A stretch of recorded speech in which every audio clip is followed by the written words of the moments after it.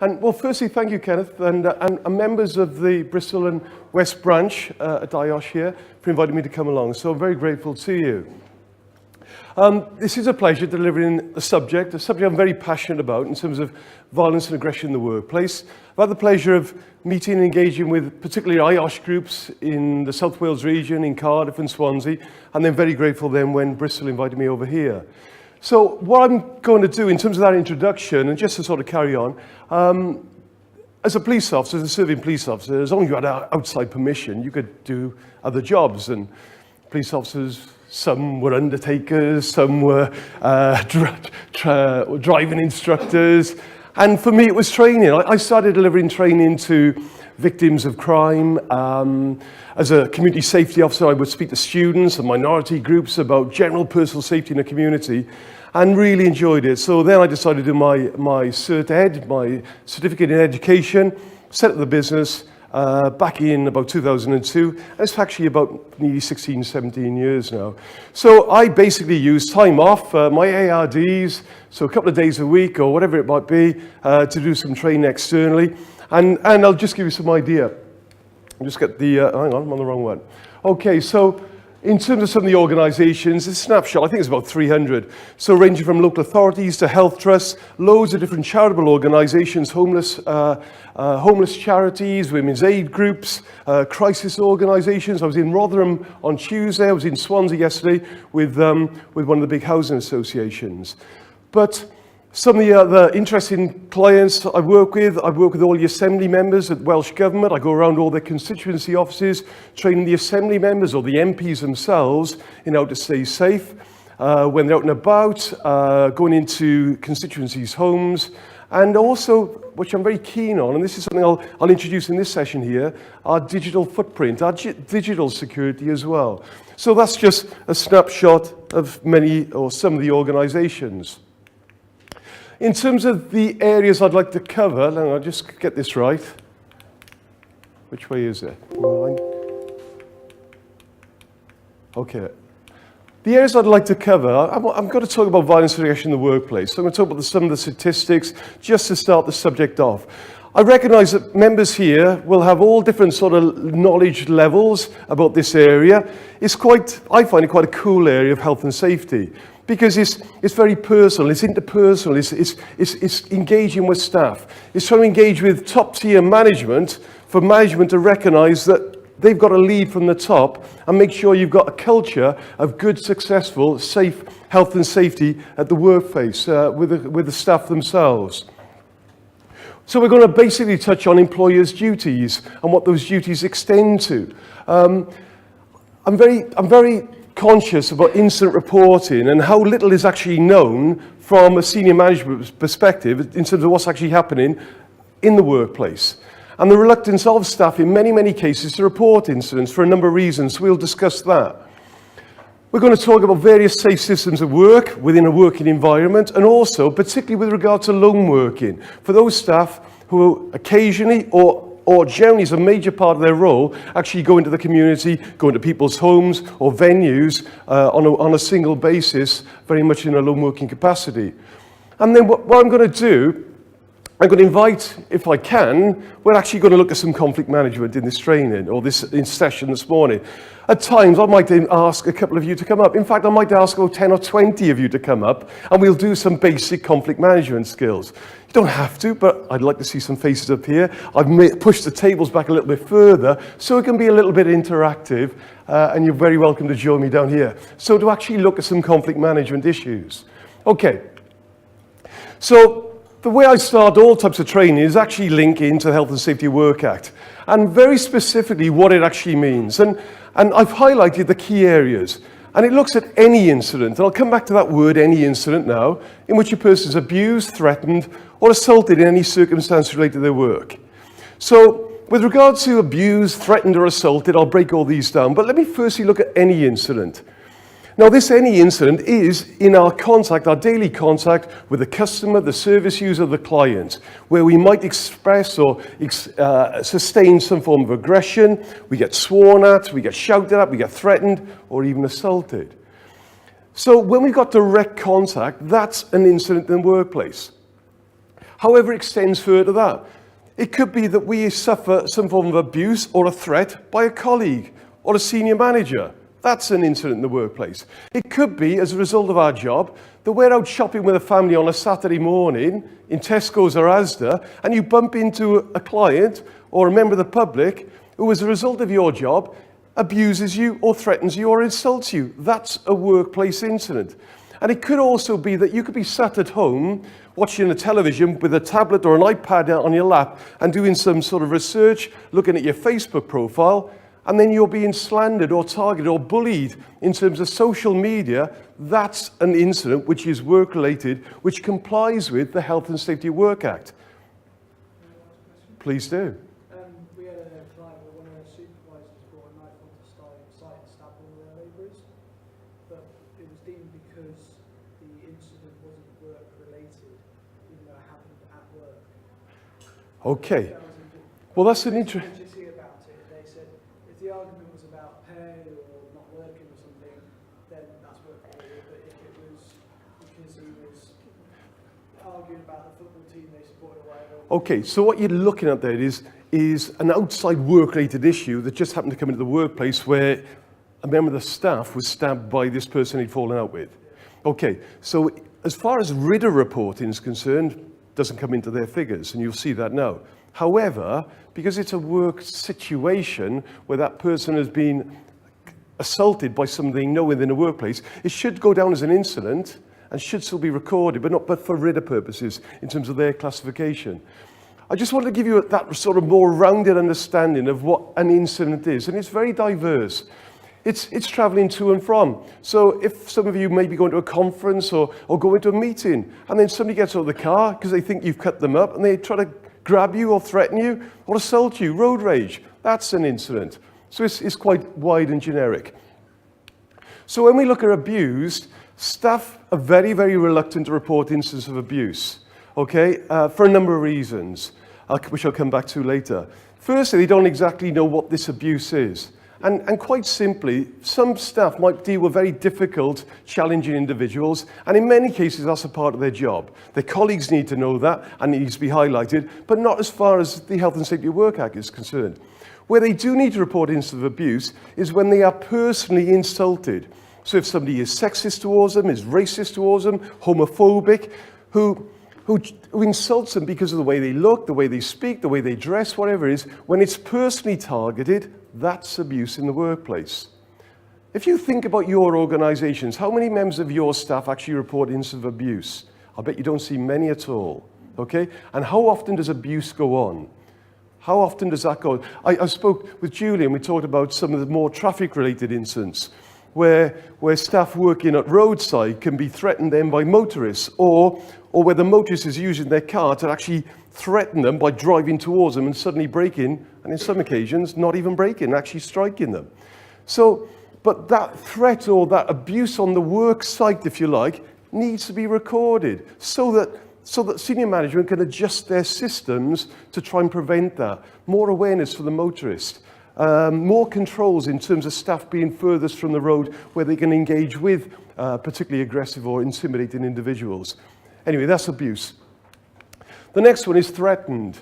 Okay, so what is a threat? A threat is, and I've been doing this a long time, it's quite often that staff occasionally will have situations where, come on, you and me outside now, let's have a fight. And they're offered out for a fight by a colleague, or a member of the public, or a client, or a service user. That is a threat in the workplace. That needs to be obviously recorded. Another threat is, I know where you live. I know where your kids go to school. I know what car you drive. And that's an interesting one now, because with digital media, we'll look at, in terms of our digital footprint, how easy that is to actually find that information out sometimes.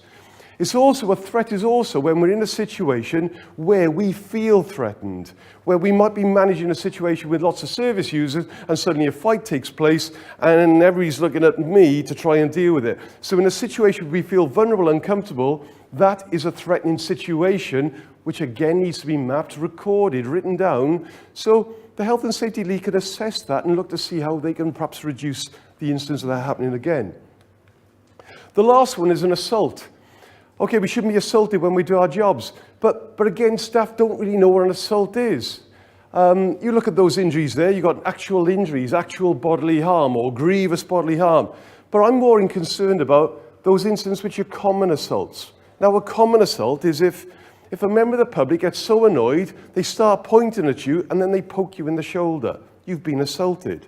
If that member of the public gets so annoyed and they don't think you're listening, they grab you by the shoulders and they shake you. You've been assaulted. If they spit at you, you've been assaulted. Okay? And so we're looking at a common assault. So staff need to know that any form of contact which is unwanted is an assault, and it's down to them to report it. And we need to assess that. Okay? So it's all about sort of an education when we actually drill down in terms of any incident and what those actually incidents relate to, and that we actually encourage our staff to record these situations. When we looked recently at the latest violence at work statistics, well, they tend to be sort of reasonably balanced. Sometimes they'll go up and sometimes go down. But with regard to 16-17, there were 642,000 violent incidents reported. Now, these are statistically threats and assaults. These don't actually include incidents of abuse. And I wouldn't mind betting that's probably half the amount of figures that should be actually recorded. That's way too low. There's far more goes on than what there actually is there. In terms of the categories, sorry about the display, it is a bit sort of vague there. In many, many cases, our first column relates to the fact that in many cases, it's strangers who are responsible for this type of violence in the workplace. With regard to the next session, okay, I'm struggling here. Yeah, the person is actually known, maybe a client or a service user, and then it goes off and tapers off there. So in many cases, either known or unknown are the risks to staff. It was an interesting point you mentioned regarding RIDDOR. So RIDDOR recognises that with regard to accidents, they relate specifically to violence in the workplace, violence at work. But to corroborate what you've rightly said, if it's a verbal assault, it's excluded. If it's a physical assault in the workplace that is not work-related, in other words, the argument he had about the football or whatever, or about a situation, it's not included in RIDDOR. And the other one are suicides and self-harm, which are not work-related because of somebody's mental state or like a state of stress at that time. They're not included in RIDDOR. But they should be included in our incident reports within our working environments. In terms of the latest statistics regarding RIDDOR, there were just under 5,000 injuries reported of physical assault or actual violence regarding the RIDDOR forms. 7% of all reported injuries were of a violent nature regarding RIDDOR. And this was a slight increase on last year's, or the last statistics, which is 6.3. Okay, so there's some sort of background. There's a definition that we should all be standing by and supporting our staff and line managers to take notice of. And now we look at how that sort of links in with the Health and Safety Work Act. So our employee duties. So some of the areas there which are highlighted, the groups of staff, frontline staff. In other words, we have to carry out risk assessments on all key areas. Lone workers, service users, the risk function, the contact with service users, contact with the public, handling money, for example. I still work with some housing associations, and their staff, because some of their clients are quite elderly, they don't have bank accounts, so the staff still collect money. I'm thinking, right, okay, right, let's continue that service, but how do you do it safely? Oh, well, we go and see Mrs. Williams at 10 o'clock on a Friday, and then we go and see Mrs. Jones at 1:30. I said, what, you don't vary it? Well, what if Mrs. Williams' grandson is there, and he's a bit of a lad, and his mates now know that by the end of the day, you've got a significant amount of money. So can we vary our collection times? Well, not really, because that would upset the clients. But how about your staff? Okay? So in terms of money handling, it still goes on. Cashing up, taking money to the bank. Do we carry a money bag? Do we disguise it? What are the risks associated there? In terms of high-risk times, whether that be for those staff working at night time or weekends where staff numbers are down. What security arrangements are in place? Have we got CCTV? Is it monitored? Is it stored correctly? Can we make it available to the police if requested? Panic alarms, personal attack alarms, I'll come back to that later. Emergency exits. Our on-call procedures, our emergency procedures, our first aid provisions, our post-incident report. If an incident happens, what support do we offer staff? How do we bring them back into the organisation and make them feel safe? How do we share that with other staff? Our critical incident support. These should all be part of our risk assessment processes. So the types of control measures are, and you'll be very familiar with these, instruction, training, supervision. Supervision, lone workers. Do you realize that our lone workers should occasionally or frequently be assisted by their line managers? A line manager should actually go out with a lone worker to ensure or make sure that they're operating and working safely. How often does that take place in your organization?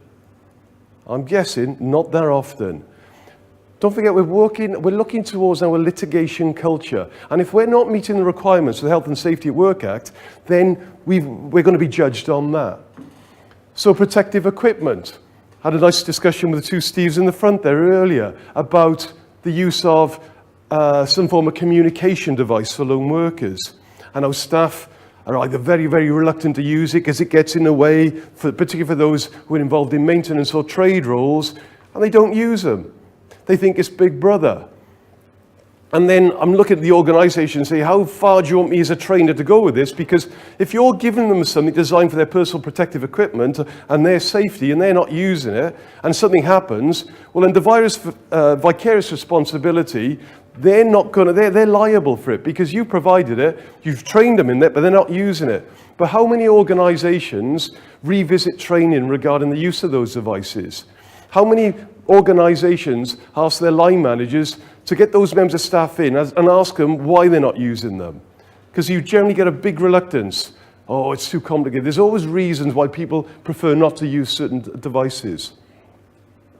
And as organizations and health and safety experts and professionals, we've got to check and continually monitor and update and review.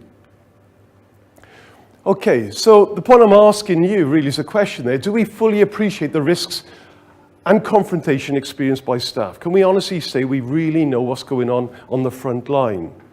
And generally speaking, it's my assumption that we don't, because we don't see those reports coming in. Staff are reluctant to report incidents. This is an example I saw many, many years ago, one of the health trusts. So I quite like this as a template. Very difficult for you to see at the back. You've got the staff categories along the side here. Office staff, reception staff, support staff, outreach, lone workers. And then across the top, we've got our categories of violence and aggression. We've got assaults, physical assault, threatening behavior or intimidation, verbal abuse, inappropriate comments or gestures, allegations made, harassment and bullying. And good organizations will populate this based on the incident reports which are being presented then by their staff and reviewing it. So have we got an increase in certain areas? What do we need to do to reduce this? How many organizations, if I asked you now, know exactly how many threats, how many members of staff were threatened over the last 12 months or actually assaulted over the last 12 months? And let's take that data back. How about last year? How about the year before? How about the year before that? Do we keep these systems, do we keep these records easily accessible should the health and safety executive come in because a member of staff makes a complaint? So let's look at some of the human factors why staff actually fail to report incidents. So, okay, some of the examples that I'm hit with in training environments are these. Oh, I don't have time to report an incident. The job wouldn't get done. Well, is that an issue? So, okay. What's the point of reporting? It's a waste of time. Nothing changes. So what these are examples of a negative culture. Staff are disenfranchised. They feel it's a waste of time. They don't feel valued. Sometimes they haven't got the time to report it. But that can't be right. It's just part of the job. It's not. Okay. So let's look at that definition. Health and safety worker. It's health, safety, and welfare. So it's not part of the job because we're looking at the welfare of staff. We don't get any feedback. That's a big one. So in other words, even when I last put an incident report in, nothing got done, and nobody asked to see it and asked me how I was feeling. And in fact, the service user, well, he's still there now, and I still feel really intimidated when I next go into the office to see them. So nothing gets done. A perception that no action will be taken against the perpetrator.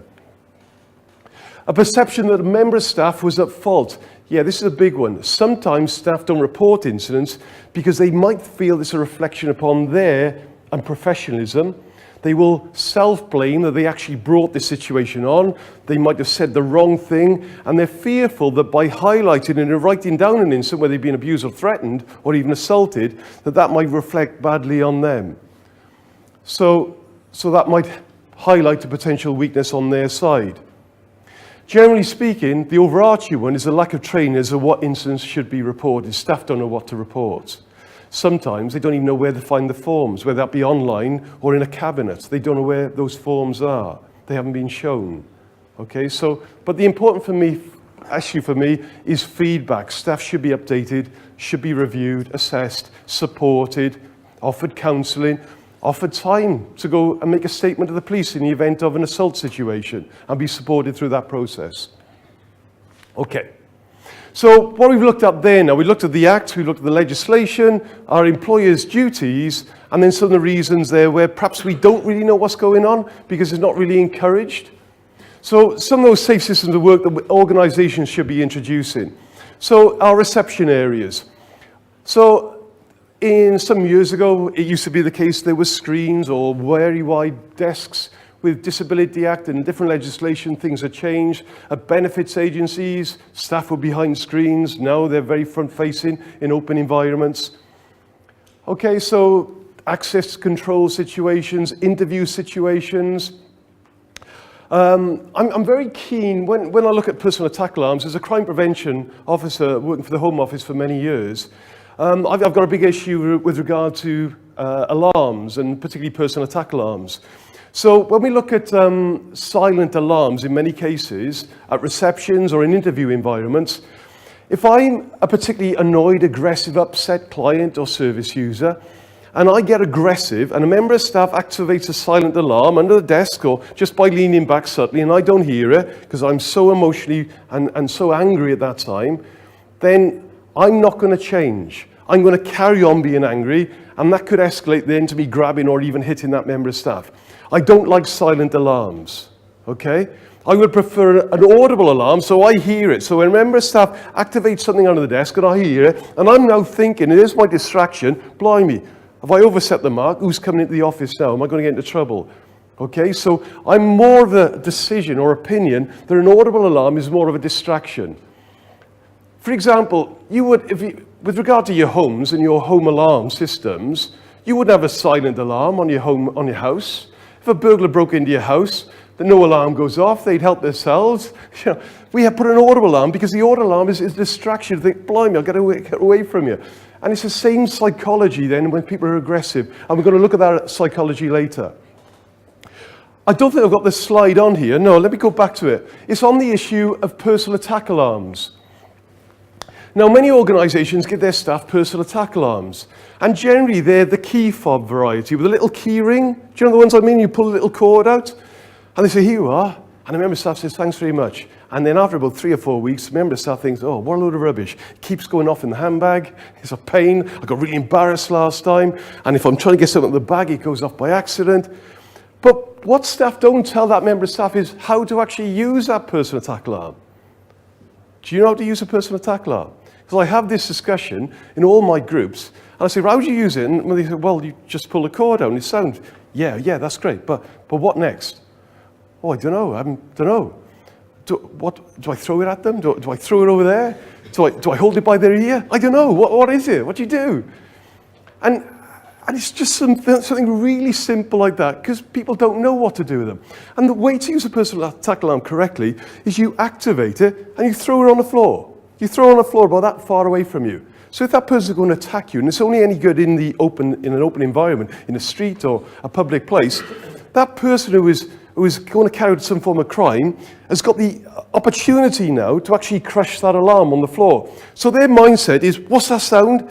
And as they're smashing it, you're going to leg it. That's how you use a personal attack alarm. But how many of your staff know that? You throw it on the floor. Right, now let's go back to that little device with a little key fob. Why are we giving our staff a key fob device, which has got the keys on there? Now, if we now think about how we're going to use that personal attack alarm correctly, we're not going to throw that on the floor with all our keys, our car keys and our house keys, and then run away from that. The whole design concept is absolute rubbish. It doesn't work. It just doesn't resonate Why would I use it? Now, if I know how to use it properly, why would I use it as a key fob and a key ring? I'm a firm believer in the aerosol ones, the shrill alarms. If we're going to give our staff alarms, give them the shrill alarm, a little tube. Sorry, I haven't got my little bag of goodies that I'll show. But it's the one that you actually press it on the top. It's about twice as loud. Again, you throw that on the floor. It's actually harder to crush and stop, but that is a better system.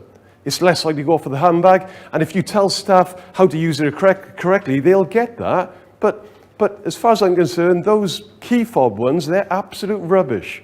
They really are. They're a waste of time if we know how to use them properly. So let's look at some lone working issues and safety issues. Firstly, the definition of our lone workers. So it could be those members of staff who work alone on premises. So for example, those people who work in a petrol station late at night on their own, typically a lone worker there. So people who work remotely from other members of staff. So those on potentially a reception area or some form of control at the entrance to a building. So at that moment in time, they're lone workers. People who work independently outside normal working hours, typically, and more that we can perhaps identify, those members of staff who visit clients in their homes, who basically run a project on their own during the night time, those sort of things there. So the types of risks to lone workers that we should be part of our lone working policies, and let's look at lone working policies. What's your policy like?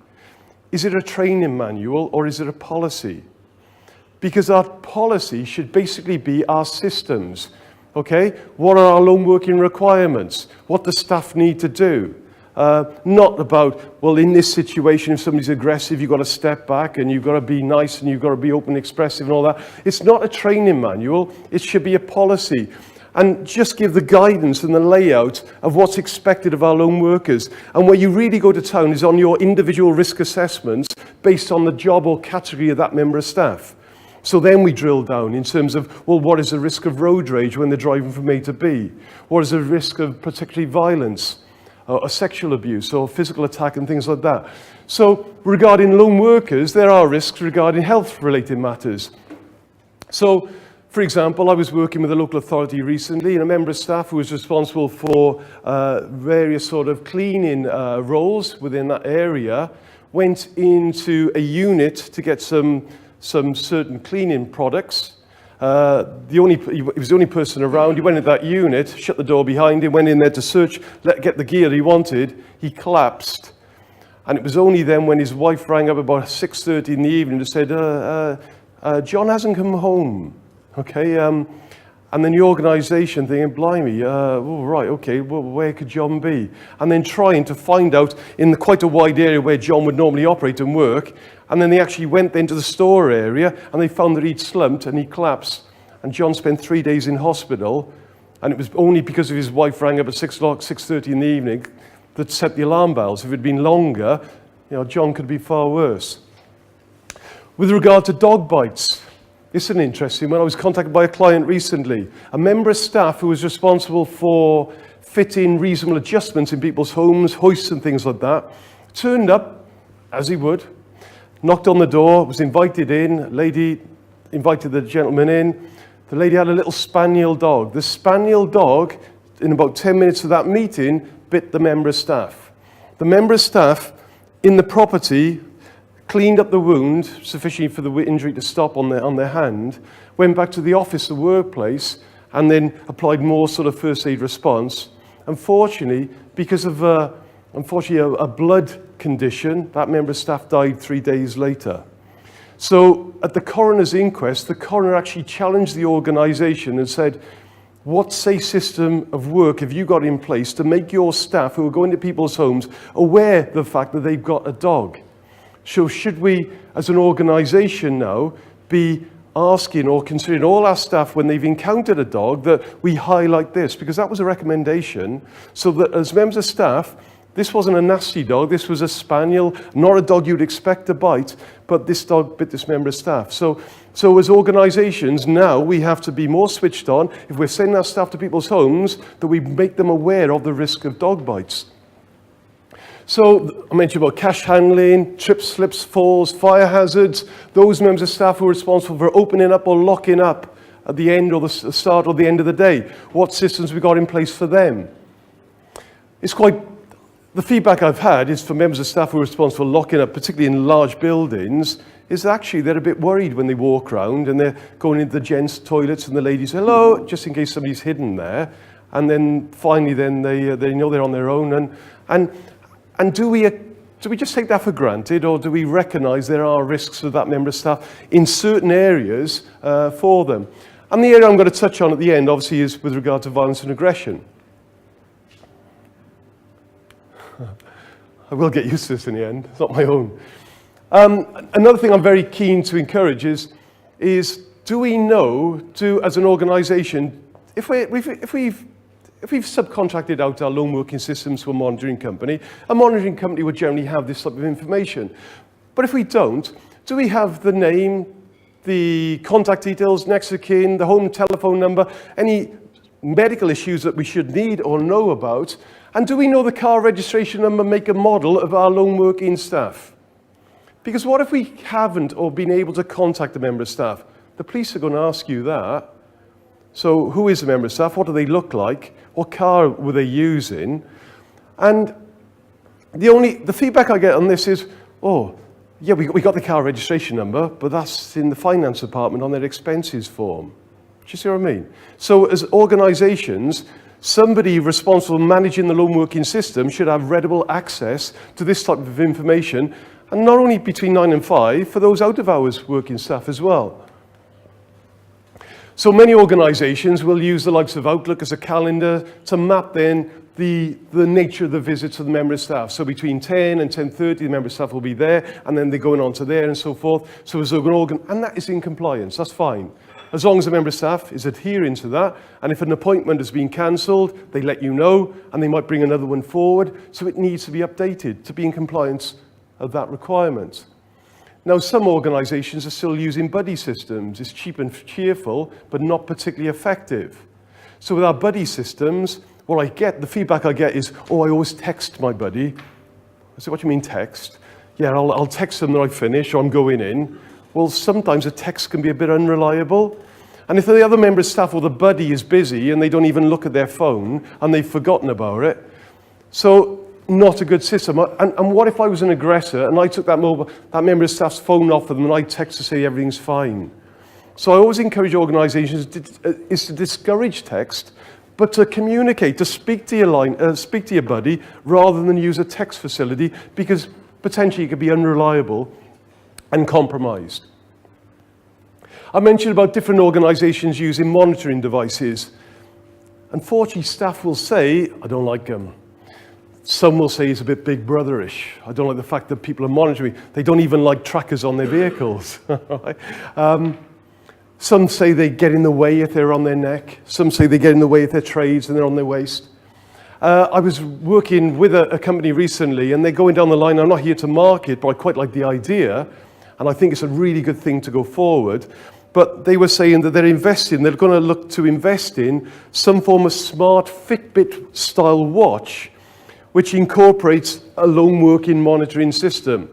So perhaps 2 buttons. One button will be to listen in, and then to decide then whether to require the police to go to that location, to fix your GPRS location when you go in. I really like that, because what you're doing, you're giving something to the member of staff which is going to tell them the time, it's going to give them their heartbeat, it's going to give them the number of steps they've done that day, and you'll probably find they'll buy into that better and look to then use that device rather than these, which they always come up with excuses why they don't like it.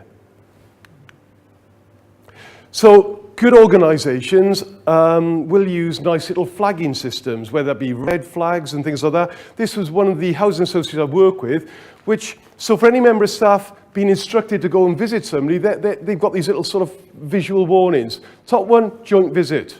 You've got to go in 2s. That one there, picture of the dog, beware the dog. And I think that's really good now, because an organisation, we've got a system. So question mark, incidents being investigated, a risk incident, or sharps, or weapons.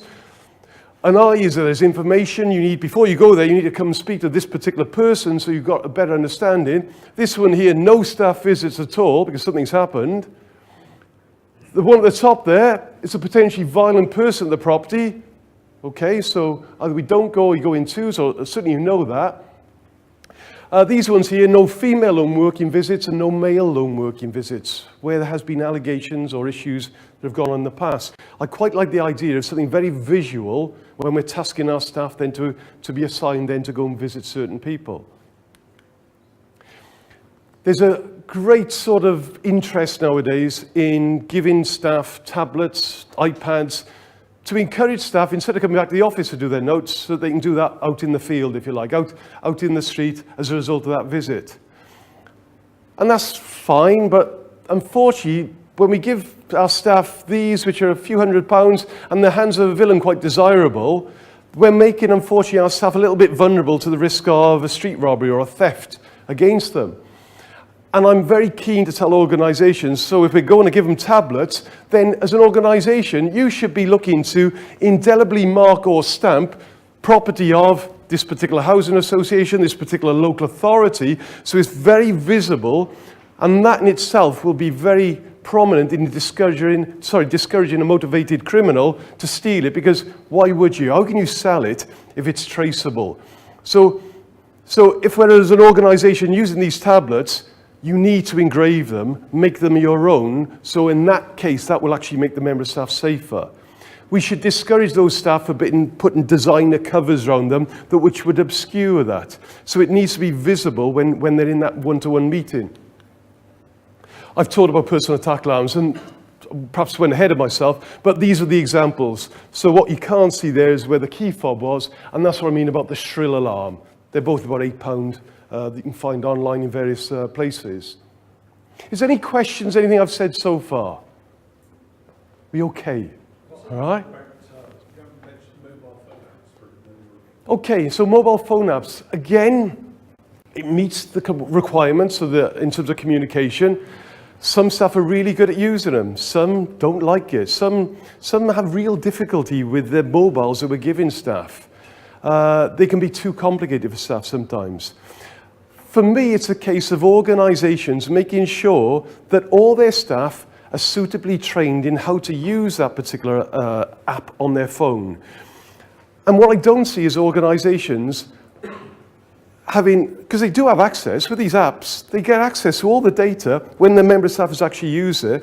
And what they should be doing is bringing that member of staff in who's not using it and trying to assist or support them. Ask them why they're not using it. Well, let's try and fix that, because it is a system that meets compliance as it stands. So, but I don't see a lot of sort of policing and allowing things to just carry on as they are. And then that's not right in terms of meeting the requirements. Are there any yes, Julie? What about phone calls, the telephone systems where somebody phones and then 10 minutes later if you haven't answered, they phone again, and 3 minutes later they answer? Okay, so that is part of a system. So in other words, if I should have left this meeting at 11:30 and I've forgotten then to ring up, then another member of staff should be ringing. Have you finished your meeting? Is everything okay? Well, if there's no answer, well, then part of the safe system of work is then they ring then another 10 minutes just in case they're still talking. And then at some stage you think, well, really now we need to elevate this up now to senior manager to decide now, as a lone worker, do we need some form of police intervention? Do we need to report this? How many of us actually have ever, or your organisation, ever considered calling the police because we've not been in contact with a lone worker for, say, 30 minutes? Do you know, in all honesty, and a member of staff, when I showed you that calendar earlier, if they're going to visit somebody between 10:30 and 11:30, they could be trapped in that situation in the first 5 minutes. So our systems need to be robust. The other thing is, what about safe words? Yeah, so right, how many of your organisations have got your safe word as a red folder? Because lots of organisations do, and unfortunately those people who are of that mindset of being aggressive or whatever know what the red folder means. It means that they need backup or whatever. So, and then sometimes companies will use code word or passwords or whatever like this, and then there's inadequate training. So the member of staff is saying, I'm with Mr. Donovan now. Yeah, can you have a look in the red folder, please? And the member of staff at the other end in reception saying, well, they're all black and blue. I haven't got any red folders. Because that member of staff hasn't been trained. And sometimes a member of the staff, because they're a bit complicated, you've got to say the director or the managing director's name or some weird types of call stand, all different types of things that people come up with. And staff forget it. They don't know what the code word is. Yeah, I was at school, and if we had a dangerous parent or somebody angry coming, we'd send a child to, would go and ask next door for a ruler. And no school ever asked for a classroom next door for a ruler. But you had to tell all the teachers that we brief every single term. Absolutely, because they forget. Staff forget. So if we're going to have a system, go and get the ruler is great, but as long as staff know and we test it. Do you know, so again, something I'm really passionate about. If I was doing this training today, I'd be talking about the fire escape, where the fire escapes are and whatever. And all our organisations should encompass then fire strategies, evacuation processes. But depending on your organisation, it's more likely that there may be confrontation takes place and a fire takes place in the premises. And do we test then for an incident taking place in an interview room where a member of staff is getting assaulted? Do we know what our response is? Do we test that? We probably don't. And instead of then these silent alarms and then 5 people rushing to that area and making the situation worse, where in actual fact, if it was audible, that might maybe put us in field think twice, and just one member of staff said, "Oh, is everything okay? Can I help you out here?"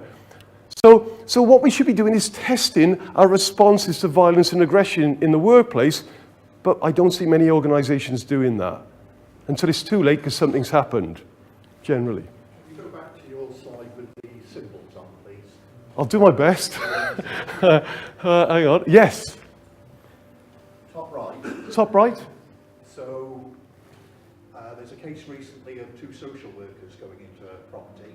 Both of them were assaulted. One was rendered unconscious. And the conclusion is, if you know that that's where you're going, 2 people ain't any safer, don't do it. So that's a real no-no. Yeah, I quite agree. Sometimes we'd look at lone working because it just sits that place in the Health and Safety Work Act. But then 2 members of staff can both equally be at risk. And part of training says that when you go in there, don't go in straight away. You make a judgment on the door. You go with your gut reaction, which I'm going to show you now.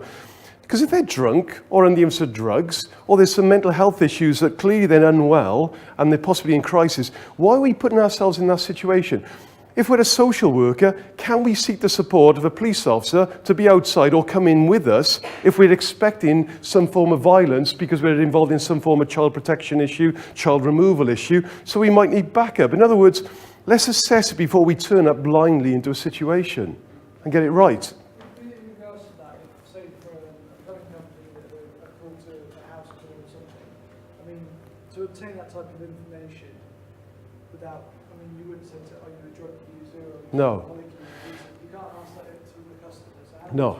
you just rely on the gut instinct? That's all you've got to, because I work with a lot of meter readers. I worked recently with Welsh Water or around Wales with meter readers. They're going into virtually every property in a big block of flats. I shadowed one of the gentlemen. I spent a morning with him. I turned up on one particular floor on this block of flats. Blimey days. The cannabis was absolutely buzzing. And before we knew, he knocked on the door, walked in, wow. So sometimes it's about gut reactions. And some of the things it's all about making sure staff are suitably trained and discouraged from taking a risk. That we actually encourage them to walk away. And this is where sometimes very sort of young members of staff are perhaps more vulnerable to this because they lack those life skills. They think they have to do it because it's part of the job, whereas a more mature person becomes more risk adverse, has seen and lived and experienced certain issues, and are more likely to have a more risk averse sort of way of reflective looking at things. Okay, so how are we doing? We're at 5, right, okay, we're all right. Something I mentioned earlier regarding, well, what is it now? If a member of staff is at home, they're on the tablet, and suddenly there's some stuff on social media. Now, with many organisations I work with, homeless organisations, projects supporting vulnerable adults and children, staff can sometimes, in terms of support, can be sometimes misinterpreted for affection. Somebody who's particularly vulnerable sees somebody who's actually helping them as not only a friend, but potentially some form of sexual interest and partner in the future. So sometimes it may be that, or sometimes an individual can have a grudge against certain persons. So what I try to do is get all staff who attend courses is to Google themselves. Is to put their first name and their second name and approximately where they live into Google. Because I'm sure that a lot of people around the UK will share your same name. Okay? So when I say about put your first name, your second name, and approximately where you live, so you narrow it down then to, for me, in Cardiff or Newport or Swansea or Port Talbot or whatever, and that's what staff do. And I said, right, now you've Googled yourself, what's come up? And then member staff say, oh, there's my Facebook, that's come up now. Right, well, what's the problem there?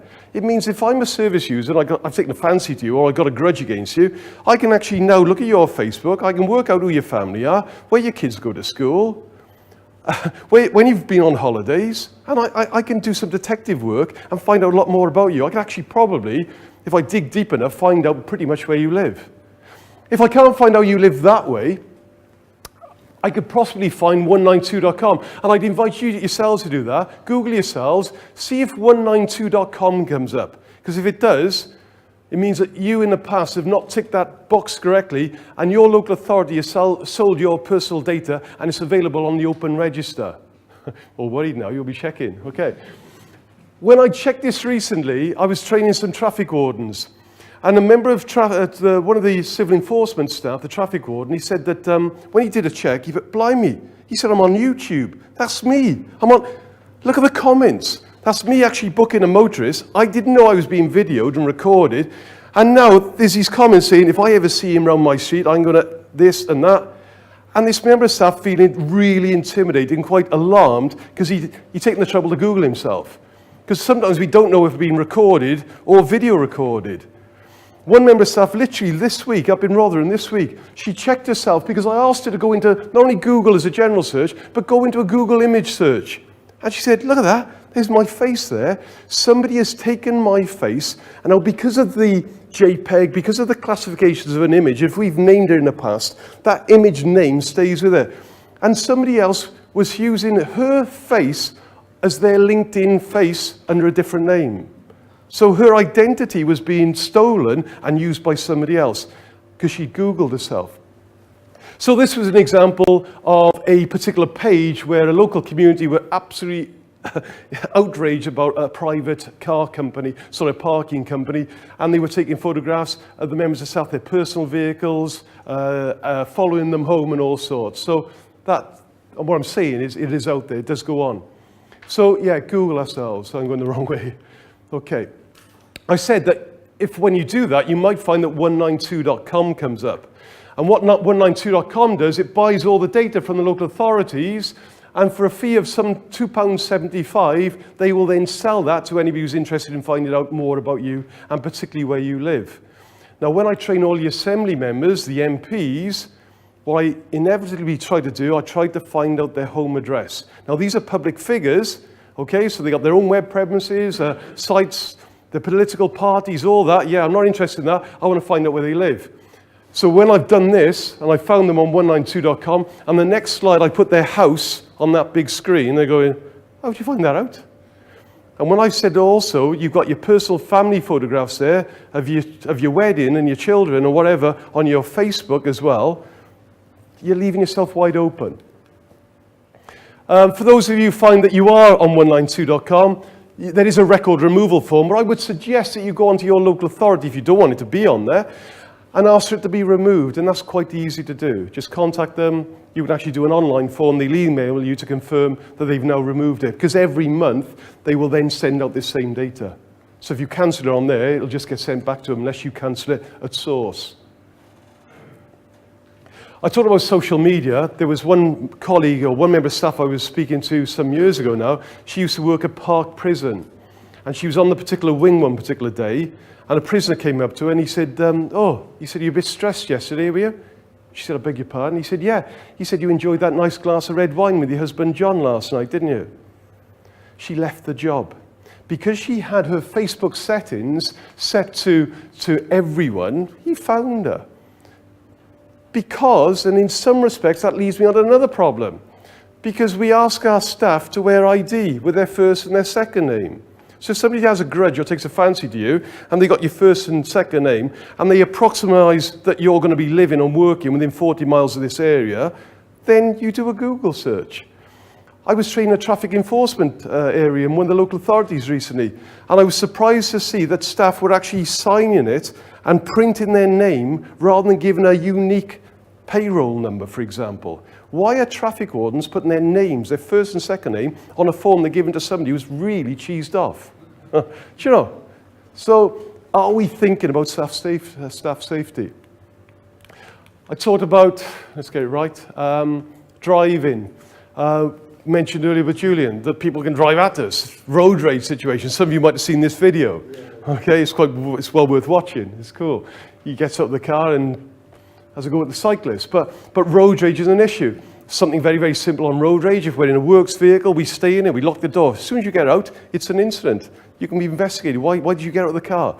I trained 550 bus drivers at Cardiff Bus. The bus drivers are told, if you get out of the bus to get involved in an altercation, it will be investigated, but it's likely you're going to be dismissed. Do not get out of the bus. Likewise, if you're in a works vehicle, don't get out of the car. Just lock the door, shut the window, sound the horn. Just keep your hand on the horn. There's your personal attack alarm. Embarrass the person. They might kick the door. Okay, hopefully they got a call for that, but they're not going to attack you. As a general thing, I always think about my crime prevention. I quite like the idea for those of us, some areas of the country, we're seeing lots of these scams, these insurance scams, where people reverse into our cars. Just a note on that, I've seen these lovely little sticker you can put in your windows now, car cam in this vehicle. Even if you haven't got one, I think that's quite a good idea. Okay, so let's look at some of the locations that we expect our staff to visit and attend. So they can range from old Victorian properties, HMOs, house and multiple occupancy, blocks of flats, some nice areas. An incident can happen anywhere, frankly. But it's all about first impressions. I said about not going in blindly. What can we find out before? Let's get a gut reaction on the door. Do we feel safe, comfortable? What do we know about the person? What's the purpose or the intent of our visit? If it's to give bad news or say no or no you can't, then we need to think about a strategy. First impressions. I use this screen. You knock on the door and you have cause to go in there to read the meter. Don't go in. Because what if this person then makes an allegation that you've done something? Now you're going to get suspended, and then during an interview then some weeks later, and your line manager says, right, okay, so what time did you go there? Right, it was 10:30, okay. And who answered the door? Well, it was Mrs. So-and-so. Right, okay. What were they wearing? A towel around their waist. Then what? You went in. Why did you go in? So straight away, that member of staff is on the back foot. Believe it or not, staff go in. I did a training organisation a couple of weeks ago. Two members of staff, two male members of staff, they went, knocked the door. Guy was absolutely stark naked, okay? And the member of staff said, look, do us a favour, John, they knew this guy. He said, can you go and put something on? 2 minutes later, John came back to the door with a shirt on. What are you doing? Why did you go in? And they've gone in. I think, no, let's reaffirm it. Let's ask John to go back in. No, let's be a bit more appropriate before we go in. You've got a sign for the nudist. I'm sorry? I said you've got a warning sign for the nudist. Well, the point I'm making is now those staff who went there need to tell other staff. And actually, because this is a tenant, the housing officer needs to go and see John and say, look, your actions are inappropriate. So when our staff have cause to come here, you make sure you're suitably dressed. So, first impressions, the way many staff have said they've gone in, and with that, the member of the public has gone cha-junk, cha-junk, cha-junk. Or one lady, she locked the door and she went like that. Guys like that. So it happens. You're going into properties, how dark they are sometimes, and then the risks then of those properties. I said about cannabis, but what if it's needles? The member of staff sits down, the seat is soiled, there's sharps in the seats. Things like these are risks where staff are going to people's homes they don't know. If it's cannabis and they stay there. And I do feel sorry for staff, and it is a difficult one when they go into somebody's home and it's absolutely, the air is grey with cigarette smoke. Do you know, and that's a difficult one. And then sometimes organisations say, look, a member of staff is coming, can you make sure you don't smoke for an hour or so? But unfortunately, it's already impregnated into anything, and as soon as a member of staff leaves, their clothing is covered. okay, before they go to the next meeting. Staff had turned up, there's a baseball bat next to the front door. There's a machete, or there's martial arts gear on the wall, or a decommissioned, well, you hope it's a decommission, but a shotgun on the wall. Staff tell me this, you know. There's Nazi memorabilia all on the walls. Whoa, what am I walking into? Because you're going into people's homes. And those staff I tell, well, not only should we go in there for the reason, but is there any child protection issues, any vulnerable adult issues? Is there any suspicion or concerns regarding terrorism or extremism or fraud or stolen items? Eyes and ears. The types of locations, these bed sits, they're going into bedrooms. Oh, right, okay. Do you feel comfortable going in and speaking to somebody in this environment? Well, if you don't do it. Meet about in the community instead. Reduce the risk. Some of the hazards in people's homes, so electrical hazards, trips, slips, falls in people's homes. It's not safe. Some of the poor state of repair of some of the properties. Meter readers go into environments like this. Are we wearing gloves? Are we wearing protective equipment? Are we sanitizing our hands when we come out? Do we feel embarrassed putting a pair of gloves on? Are we aware that if we move something and they make an allegation that we've either damaged the flooring or actually, as a lone worker, you've just taken £20 off the mantelpiece? So these are risks of lone workers. Sometimes lone workers will experience this, hoarding issues, okay? And then as organisations, local authorities, housing associations, how they support these people then, because this is recognised as a mental health situation. They turn up, and then this lot turn up. Oh, time to go. That happens.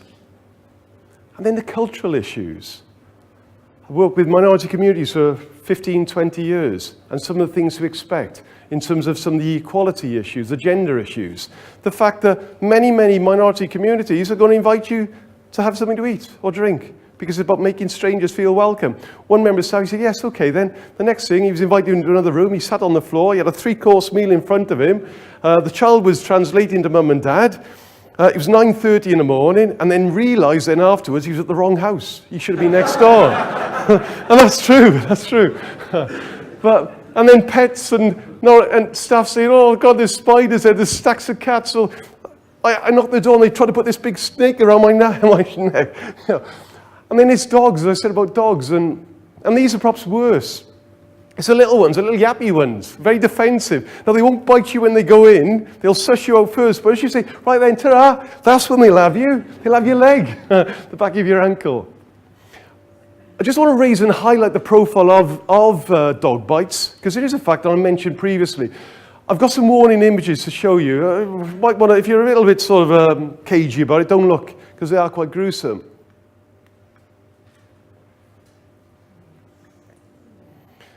It's highlighting the risks that staff have when they go into properties where they could come into contact then with dogs, and they're quite nasty. Do we adequately train our staff in this risk, what to do, what not to do? Okay, so I've got 10 minutes, I've got about a quarter of an hour left. Are we okay? Am I all right on that? Are we okay? Any questions so far? Any thoughts? Yeah. From a county council perspective, we're trying to organise like a central database for like dangerous sites that reflect there, but it's quite difficult to practice because with social care, they're very reluctant to share that information with highways officers based on data protection, etc. Do you have like any suggestions about how we can maybe collaborate? No, all organisations are facing the same problem. Sometimes there's a need to know basis, isn't it? So you might have, I get this, a lot of sort of issues with local housing associations and local authorities. Some staff are told, you make sure you only go there, there's 2 of you, or no females or no males. And yet the maintenance staff, they turn up, hello there, how are you? And they walked into it on their own, and they're absolutely unaware of the risk that's present. Now, the problem we've got with that is if they get assaulted and we knew they were walking into a risk, well, technically we're liable. And I'm guessing that's what we're trying to balance. So the only way to address that is really by educating the staff. It's about having the confidence, the gut reaction not to go in, not to feel it's expected, and to make sure they remove themselves as quick as they possibly can where they feel there is a problem. That they know their rights with regard to self-defense. Can they push somebody out of the way who's in the way? They haven't got a clue. They don't know they can or not. Okay, so it's having that discussion and that awareness. And that leads me into managing confrontation. I like using images. And what this image tries to demonstrate, we've got two states of mind. We've got our thoughts and our feelings. And most of the time, if we're in a good place, okay, we're not stressed, we're not too upset or angry about something. If we're in a good place, they're reasonably balanced, we're level-headed. Unfortunately, when we deal with people who are aggressive, are upset and angry with us, they get very, very emotional, and this has an effect on their thinking side of the brain. So I'm going to go into some sort of dynamics around conflict management. And what I'm going to highlight here are the different areas and how we read body language. And you've got the early warning signs and some of the signs we might see when somebody starts to get agitated, worked up, and make us feel uncomfortable because a trigger or something's gone on. And look at this as a sort of an increase in adrenaline. So if the person is in this state, then that's the time to deal with confrontation, try and deal with it where we can, or if we feel uncomfortable, remove ourselves, because it's probably the easiest time to deal with it. The next level is if we've missed that, and then that person gets more and more agitated, upset, angry, and aggressive, then it is difficult to deal with, because there's more of an adrenaline rush, they're not listening to us, and it's very difficult then to try and de-escalate. Blimey, when it gets up to danger level, there's very, very little chance to deal with it, and we just got to know how we can get out safely as quick as possible, or use force if we had to, if we're being denied that right. What we find is if we look at this pattern of escalation and aggression, whether it's here, here, or here, what will happen, this adrenaline will subside and gently will come down at some stage, and finally it'll go into a post-incident phase. And then that's when many of you or your colleagues will say, well, funny enough, he was really horrible and angry and he shouted and swearing, but the following day, he actually apologized to me. Because they go through this process, this adrenaline rush in this anger state, and then when they come out of it, then they're worried, then the consequences, evictions, and things like that. With regard to the early warning phase, the frustration we might possibly see, what types of signs do you reckon you might see when you turn up at somebody's house? How do you know if they're cheesed off, upset with you? What type of thoughts or imagery are we going to see? What's their body language going to be like? Look at their watch? That type of thing, huffing and puffing. Okay, so the question I ask is basically when and how old are we when we first start developing our skills to use body language? How old do you reckon we are, generally? Well, I'm sorry? 3 months. 3 months? Even earlier. Have a look at this.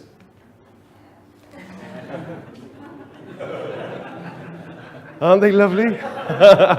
Okay, the next one is lovely because I'm going to show you a picture of a little girl. She's about 3 or 4, but equally she could be in her 20s, 50s, 70s, male or female, it doesn't matter. But there's early warning. You turn up, you think, oh God, here we go. We've got a problem here. And it's about knowing and because we are good at it. We do recognize body language. And then how are we going to de-escalate that? And if they're really close and angry or upset or whatever like that, and they're very yes, no answered, well, how do staff deal with that? Is everything okay? Can I help you? Being open, being the opposite, okay? Varying their voice, being nice about their voice and trying to engage that person, using their names. Oh, Mr. So-and-so. Look, telling them who they are if they're a stranger. Wrong way, sorry. So what I'm suggesting here, when we see those signs, the person's emotional, they're a bit upset. But there's enough think inside the brain on us, hopefully of them, to try and talk them down. Unfortunately, if I go in this right, oh yeah. So now we're going into the warning phase. So with the warning phase, now they get more aggressive or more angry. And some of the signs are going to be far more in your face. So somebody might step into you, start shouting, swearing, their arms start going, they get red or flushed in the face, might start kicking stuff. Now at this stage, now they are so emotional. If we can't deal with that in the first 5 or 10 seconds, and off we go. And I tell staff, walk away, get out of it. Try first. And if you've got to try first, don't do that. That's condescending. That's patronizing. You need to be assertive. Right, hang on a second, Mr. So-and-so. Look, I'm here now. If you want me to help out or see what I can do, I can try and do that for you. Is that okay? So what I've done there, I've gone from open and engaging to, whoa, hang on, a bit more assertive, but then try to bring it back down. But if that doesn't work, I'm going to make an excuse to leave. So the danger phase, well, we don't want to be in this state, but the danger phase might be they're actually aggressive. We think they're going to hit us. And what I tell staff on this situation is you might find that this individual, they're not going to be red or flushed. They're not going to go purple now. They're possibly going to go white, grey, or ashen. All right? They might walk out of the room. They might frantically look for something to pick up. What tends to happen, I'm looking at sort of attacks or assaults on traffic wardens, whatever, they'll try to goad and intimidate us. Look at you, eh? And they push you back. They poke you in the shoulder. And what are they after? What are they really after then? a reaction, so they can then go on towards their assault. So straight away you've got your danger signs there. Well, we hopefully shouldn't be there. It's likely that person then goes into Tigger state. They start bouncing. Right? Yeah, come on in, come on. They've lost it completely. And Tigger is basically a primitive instinct, the fight or flight response that that person's in. So the time to deal with confrontation, because at this stage they've lost it completely, and they've no sense of rhyme or reason, and we're in danger. So when we're in this situation, we should have already, well, if we can't go, we need to know our rights and our responsibilities within the law as to what we can do if we feel at risk. As I mentioned, as they start coming down, if we can get to that point, finally get to that point, and then finally that kicks in. Oh, God, I'm going to get into trouble now. Now they're worried. Then it's the thought process that comes in. And that's really, very, very simply, what happens in terms of a confrontational situation. The aim is for staff to deal with it at early warning. But I fully accept that people don't naturally go through this process of early to warning danger. They can do. Sometimes staff can turn up and straight away they're dealing with a person who's in warning or even in a danger situation. So again, do they have the skills and the knowledge as to what to do? And sometimes when we look at body language and things like that, it's their body language and their presence and what they're doing can actually make the situation worse, okay? Because generally speaking, they don't know what to do. And probably the first or the worst thing to do when somebody is aggressive is this, to invade their space. So what do you think would be a comfortable sort of distance to speak to somebody? What is generally comfortable? Arm's length? Yeah? About a metre? Sorry, what's your name? Sorry? Mark, can you come up a sec, Mark? Okay. Right. Thank you, Mark. I'm only for time because I'm going to hurry you all up. So, okay, so a metre, right? So that's about a metre, is it? Yeah. Is that a bit close? No. That's arm's length. Arm's length, maybe, is that a bit better? My stance now, okay? If I'm doing that, I'm staring at Mark, okay? But if I stand like that, that's actually better because I'm staring, I've opened up the field of vision. If I was sat opposite Mark, I wouldn't sit here, I would sit slightly offside, okay? Okay, so there's, thank you, Mark, thanks for that. So personal space. What we tend to do when we feel as if we're being shouted at or intimidated by somebody, we don't want to give the impression that we're upset or annoyed or whatever, and staff might do that. What do you think the person who is highly sensitive and who is upset thinks of you now when you're stood like that?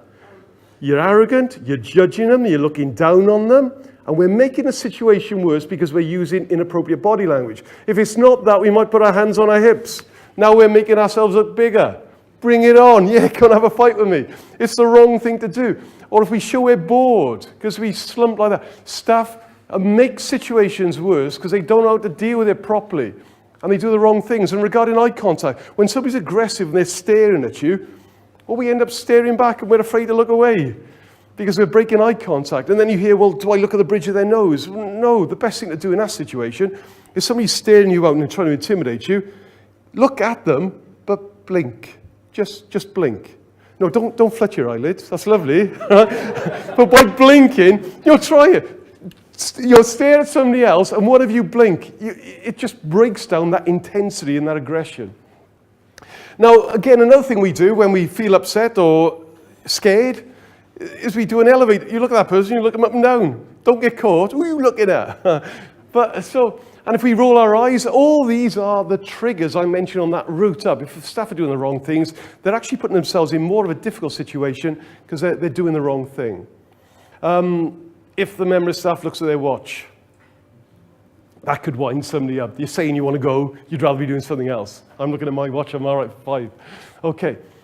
And issues around this in terms of spatial awareness. How would you feel? It's difficult for you to see perhaps at the back, but this is simulating a corner or this person having their back against the wall. So that awareness, how would you feel if you're being spoken to and you've got your back against the wall? So not putting another person in that situation. So being aware of our positional awareness. And although I don't like the image here because she's stopping, but making sure we don't stand in somebody's way. If they want to leave, let them leave. Don't stand in front of the doorway. We're blocking them. So other things. If we dismiss somebody, we turn our hand up somebody, be prepared. You could probably have your shoulder pulled around. Don't you turn your back on me. Okay, and these are things that unwittingly because of we're nervous and don't really know what to do, we're actually doing the wrong things in situations. So you better, right, I'm sorry, I can't speak to you anymore. Yeah, well, I'll do the best I can, moving away, and then finally, rather than go, well, I'm speaking to you, because we're putting ourselves in danger. Sorry, that's like. And then I have a discussion, who's the best person, I wouldn't like to deal with any of these, but who's the best person to deal with him, and who's the best person to deal with her? And the point I'm making is, perhaps at warning level, when somebody's shouting and swearing, and if you're in a team of two, as a male and female member of staff, it's actually a female member of staff who is best placed socially from the sort of social learning models to deal with him. He is far less likely to assault her, but if the male member of staff tries to confront him, it could happen. He could assault the male member of staff. So even though when we look at the gender issues, males are more, oh, let me deal with this, all right? No, they're making the situation worse. You're better off standing back and allowing a female colleague to try and disarm and deal with somebody who's agitated, particularly if they're male. So if it's an aggressive female, well, frankly, I don't think any of us can deal with that. Now, the point I'm making is just not so obvious whether it's a male or female member of staff. You just don't have that same advantage because of that social learning for a female to deal with an aggressive male. Equally, a male or female member of staff may feel equally sufficient to deal with an aggressive female. But there is an advantage. I remember as a police officer, if we had to eject somebody from a pub and two male police officers turned up to take that person out by the collar and move them, they come out fighting and they put on a good old fight. Two police women turn up to deal with the same situation. Straight away, everybody else, hey! And then that person, they don't know what to do. They're embarrassed and they come out quietly, all rather sheepishly, because the context is different.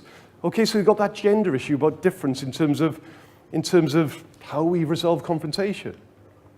So let's just to finish up in terms of how we deal with body language effectively. As I suggested, open. If somebody's closed and defensive, well, let's do the opposite. Let's be open. Let's drop that back foot, but keep a squared stance. And that's nice. Your communication, your engagement, your tones vary and not monotone.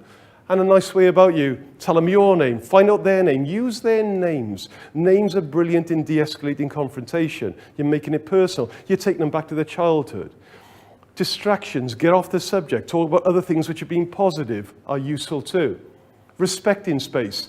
Just, thanks to Mark there, but it's not, when I get people to line up, and that was my plan today, to have a number of us all lined up here, is when I get you then to actually invade each other's space and then make you feel comfortable. Generally, you're all an arm's length and probably about that far again. And if somebody's a lot taller than you, the person wants you to go back even further. You'll know if you're too close to somebody because they do that. Or if you're sat next to them, they'll do that. And it's trusting, and yeah, like that. I said about stance, making sure that we don't deny people the opportunity to leave. We're not blocking them. We're not intimidating them. Giving the impression that we're not upset or frightened by somebody. Because when I talk about de-escalation, when staff are up and they stand up and doing this stuff, if they're doing the right thing, they're doing this, yeah, that's great. But as soon as they do that, totally different message.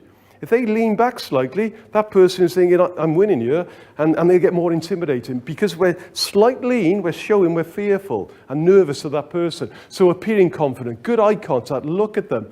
And also about nods, be careful of smiles, make sure you get it right, don't laugh at them. But nods and just a wide expression of engagement could be good.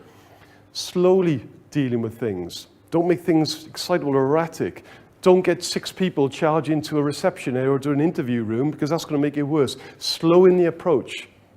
It's all about lowering the hand as well, but then bringing it back down where we can. Where 2 people, in terms of enforcement issues, that can actually be quite intimidating. Staff, when they turn up in 2s, will tend to, if they're not allowed to sit down during an eviction issue or whatever, they either stand shoulder to shoulder or slightly apart. And that could be intimidating. I get staff to try that. They don't like it. And what we aim to do is one member of staff should be back a little while, so this person is only speaking to one person, not 2, and being crowded or surrounded. So within training, we go on to look at the law regarding self-defense, what their rights and their responsibilities are unreasonable, minimum, proportionate, and what's the expectations there. And having great fun doing some breakaway skills, wrist grabs and strangleholds and blocking skills, and enjoying that. But and then how staff robustly and effectively write an incident. including their emotions in their incident report, that I was scared, I felt frightened, and I felt intimidated, to encourage your staff to put their emotions in the incident report. If the person swore at them, that they actually write the words. The person said, or words use the fact that you can da, and actually write in the actual words in the incident report. How many staff do that? How many staff put their emotions? Because as health and safety representatives, you need to know the impact on this person so you can then risk assess that appropriately and introduce new safe systems to stop it happening again. And by encouraging your staff to put their feelings in there, that's going to help you. If a member of staff pushes somebody out of the way, well, if they haven't put their emotions in, they were frightened and scared, why are they pushing them out of the way? So it also helps them in terms of accountability, should there be any legal process as well. In this session, we looked at violence and aggression in the workplace. We looked at our employers' duties and a discussion on that. We looked at incident reporting procedures, and in many cases, the lack of reporting, which is actually out there, unfortunately. We need to encourage staff to report incidents and certainly encourage that and map it as well. We talked about various safe systems of work, some of the pitfalls in terms of silent alarms, personal attack alarms, the use of communication devices. Are staff suitably trained? Are we assessing that? We talked about some working safety issues, about going into different properties when they're on their own. Even if there's two of them, they can equally be at risk. Not using buddying systems, that we know where they are during that particular day. And just a quick sort of whirlwind there in terms of some de-escalation tactics. Ladies and gents, that concludes my presentation. I hope that was interesting and helpful to you in your roles. Thank you very much.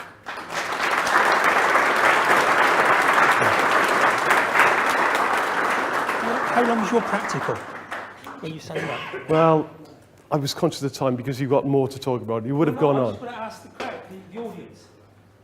You've seen Vince's excellent presentation. Do you want to finish now, or would you like him to do one of his practical stand face to face? Do you want to have a go? I'll tell you what, if I could have, I need about 16 volunteers. I need an even number. Anybody up for it? Anybody up for it? So line up by here and I'll look at some de-escalation skills with you. It'll only take 10 minutes. 5 minutes.